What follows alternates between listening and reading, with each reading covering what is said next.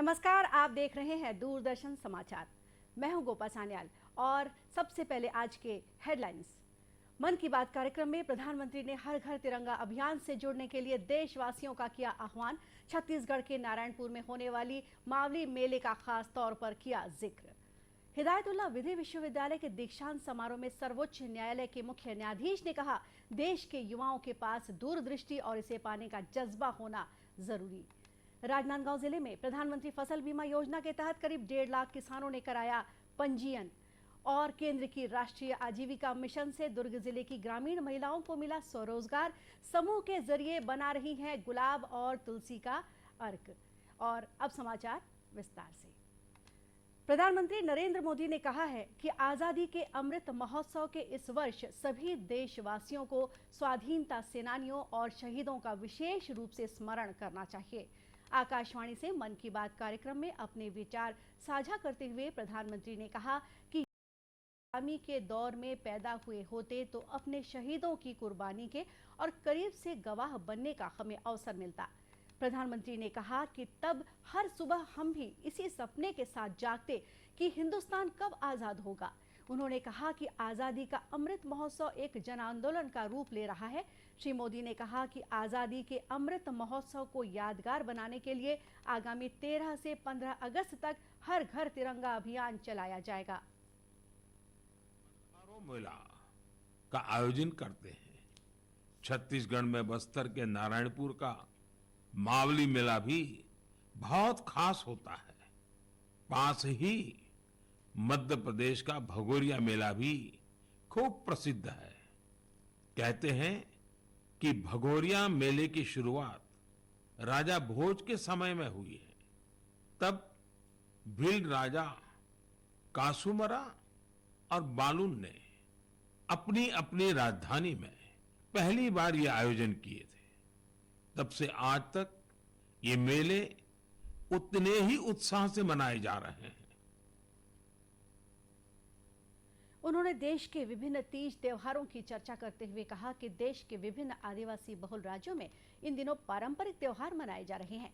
छत्तीसगढ़, महाराष्ट्र, आंध्र प्रदेश, झारखंड, तेलंगाना और मध्य प्रदेश सहित विभिन्न आदिवासी बहुल राज्यों के त्योहारों में आदिवासी समुदाय के लोग आज भी सैकड़ों वर्ष पुरानी परंपराओं और रस्मों को पूरे उत्साह के साथ निभा रहे हैं। यही हमारी संस्कृति के जीवंत होने का प्रमाण है।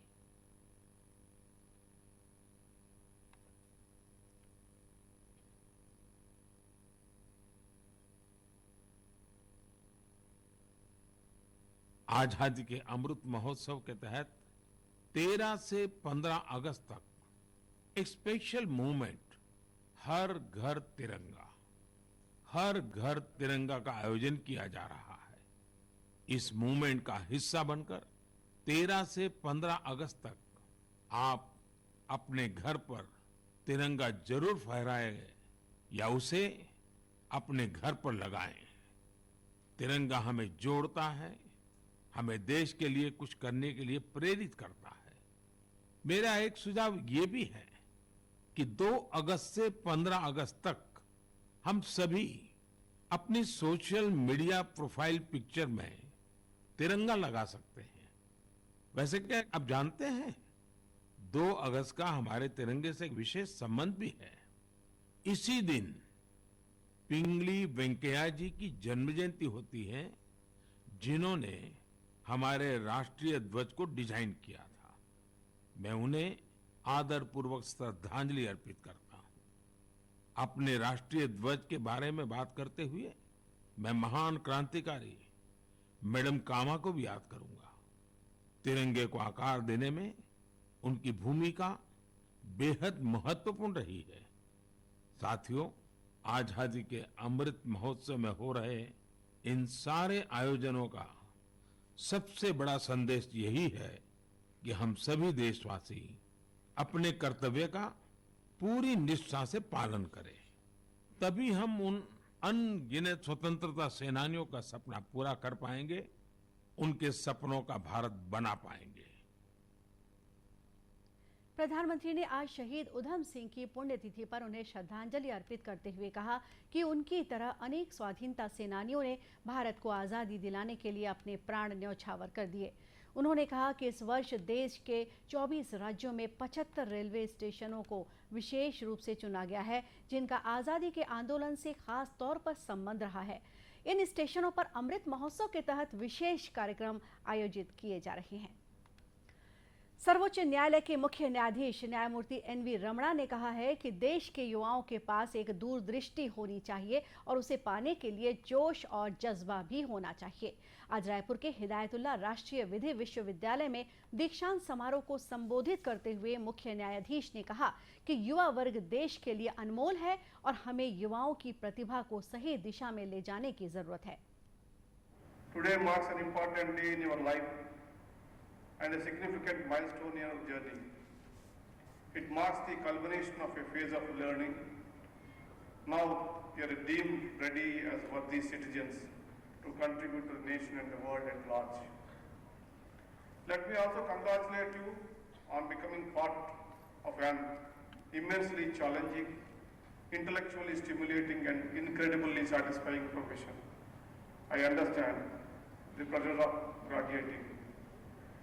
The legal profession has not completely emerged out of old days. However, the importance of pedigree, family history and hereditary legal practice is slowly fading out. Youngsters who are first generation lawyers are shining and are reaching greater heights in the profession to their sheer hard work and commitment.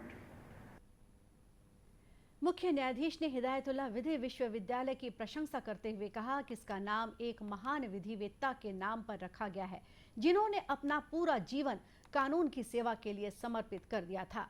दीक्षांत समारोह की अध्यक्षता सर्वोच्च न्यायालय के न्यायाधिपति न्यायमूर्ति Shri S Abdul Nazeer ने की। दीक्षांत समारोह में मुख्यमंत्री भूपेश बघेल विशिष्ट अतिथि के रूप में सम्मिलित हुए। कार्यक्रम में छत्तीसगढ़ उच्च न्यायालय के प्रधान न्यायाधीश तथा हिदायतुल्लाह नेशनल लॉ यूनिवर्सिटी के कुलाधिपति अरूप कुमार गोस्वामी और आंध्र प्रदेश उच्च न्यायालय के प्रधान न्यायाधीश प्रशांत मिश्रा सहित प्रदेश के कानून मंत्री मोहम्मद अकबर तथा आदिम जाति कल्याण मंत्री डॉक्टर प्रेम साय सिंह टेकाम भी उपस्थित थे। इस दीक्षांत समारोह में 23 विद्यार्थियों को स्वर्ण पदक से सम्मानित किया गया। वहीं 11 गोल्ड मेडल जीतने वाली पल्लवी मिश्रा इस वर्ष की टॉपर रही। आजादी के अमृत महोत्सव के उपलक्ष्य में प्रदेश कांग्रेस द्वारा आगामी 9 अगस्त से 75 किलोमीटर की पदयात्रा शुरू की जाएगी। इस संबंध में प्रदेश कांग्रेस की कार्यकारिणी की बैठक में विस्तार से चर्चा की गई। बैठक में पार्टी के प्रदेश प्रभारी पीएल पुनिया ने कहा कि प्रदेश के सभी विधानसभा क्षेत्रों को इस पदयात्रा से जोड़ा जाएगा।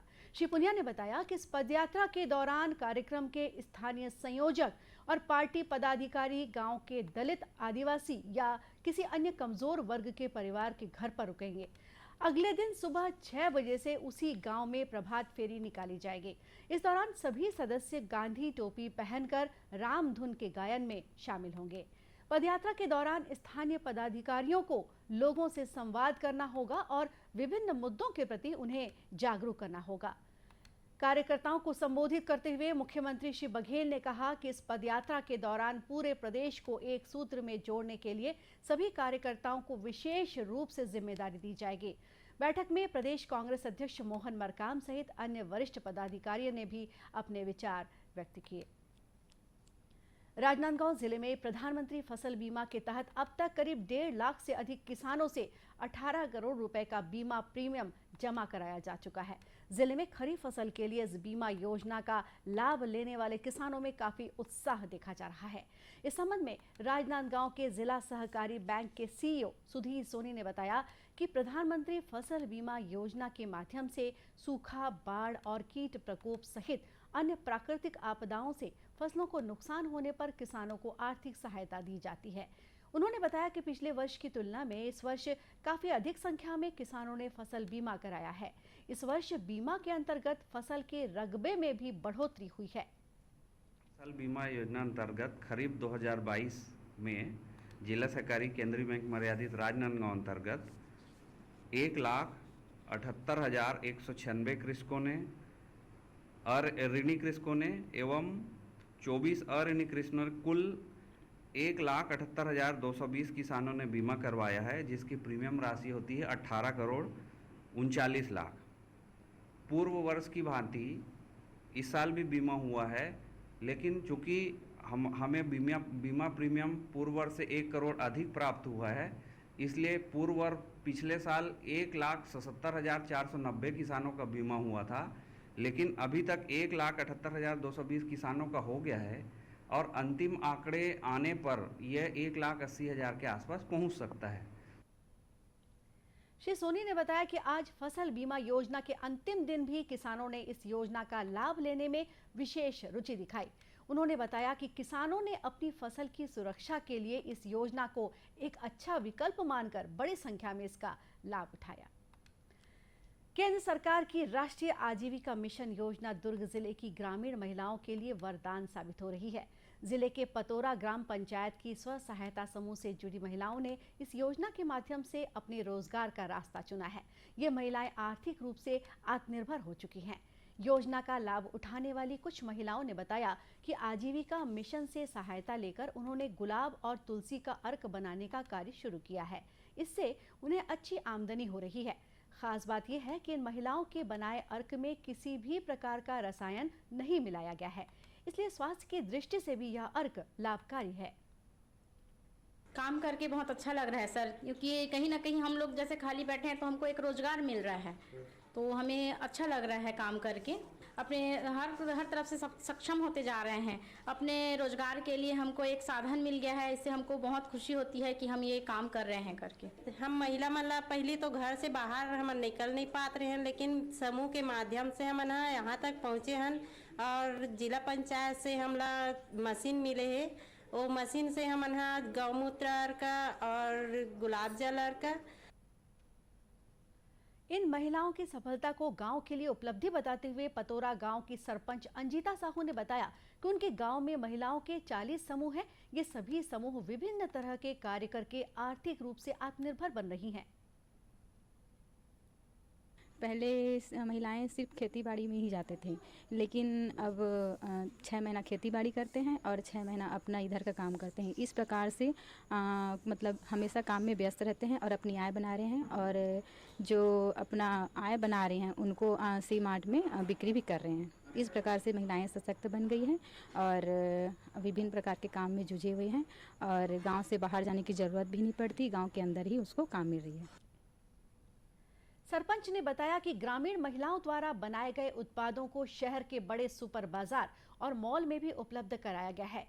पतोरा की महिलाओं ने जो सफलता हासिल की है, उसे देखकर अब पड़ोसी गांव की महिलाएं भी आजीविका मिशन योजना का लाभ उठाने के लिए प्रेरित हो रही हैं। दर्शकों, आजादी के लिए भारत का शानदार संघर्ष आधुनिक विश्व के महानतम संघर्षों में से एक है। दूरदर्शन समाचार इतिहास की धारा बदलने वालों की झलक रोजाना आपके लिए लेकर आ रहा है। आज हम क्रांतिकारी उधम सिंह को याद कर रहे हैं। आज की कड़ी में हम महान क्रांतिकारी उधम सिंह को याद कर रहे हैं। उन्हें जलियांवाला बाग नरसंहार का बदला लेने के लिए पंजाब के पूर्व लेफ्टिनेंट गवर्नर माइकल ओडायर की हत्या के लिए आज ही के दिन 31 जुलाई 1940 को फांसी दी गई। उधम सिंह भगत सिंह से बहुत ज्यादा प्रेरित थे। वे उन्हें अपना गुरु और श्रेष्ठ मित्र मानते थे। वे भगत सिंह का फोटो अपने बटुए में रखते थे। उधम सिंह पर भगत सिंह का प्रभाव उस पत्र से जाना जा सकता है जो उन्होंने मार्च 1940 में लिखा था। पत्र में उन्होंने लिखा, आज 10 बरस हो गए जब मेरे दोस्त भगत सिंह मुझे छोड़ गए थे, और मुझे यकीन है कि मौत के बाद जब मैं उन्हें देखूंगा तो वो मेरा इंतजार कर रहे होंगे। 23 तारीख को भगत सिंह को फांसी दी गई थी। मुझे लगता है कि मुझे भी वो उसी तारीख को फांसी देंगे।